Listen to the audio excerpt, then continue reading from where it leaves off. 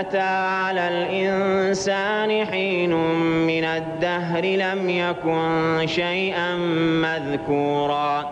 إنا خلقنا الإنسان من نطفة أمشاج نبتليه فجعلناه سميعا بصيرا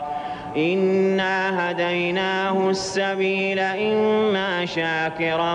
وإما كفورا إنا أعتدنا للكافرين سلاسل وأغلالا وسعيرا إن الأبرار يشربون من كأس كان مزاجها كافورا عينا يشرب بها عباد الله يفجرونها تفجيرا يوفون بالنذر ويخافون يوما كان شره مستطيرا ويطعمون الطعام على حبه مسكينا ويتيما وأسيرا إنما نطعمكم لوجه الله لا نريد منكم جزاء ولا شكورا إنا نخاف من ربنا يوما عبوسا قمطريرا فوقاهم الله شر ذلك اليوم ولقاهم نضرة وسرورا وجزاهم بما صبروا جنة وحريرا متكئين فيها على الأرائك لا يرون فيها شمسا ولا زمهريرا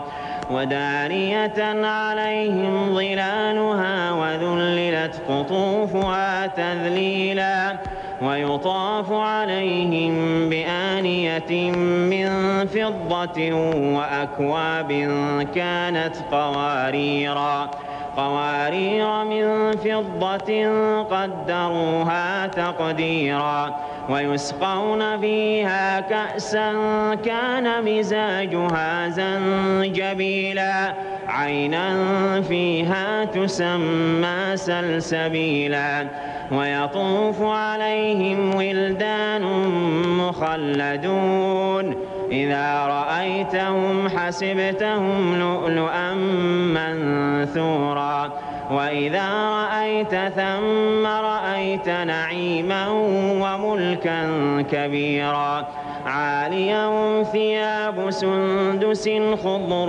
واستبرق وحلوا أساور من فضة وسقاهم ربهم شرابا طهورا إن هذا كان لكم جزاء وكان سعيكم مشكورا إنا نحن نزلنا عليك القرآن تنزيلا فاصبر لحكم ربك ولا تطع منهم آثما أو كفورا واذكر اسم ربك بكرة وأصيلا ومن الليل فاسجد له وسبحه ليلا طويلا إن هؤلاء يحبون العاجلة ويذرون وراءهم يوما ثقيلا نحن خلقناهم وشددنا أسرهم وإذا شئنا بدلنا أمثالهم تبديلا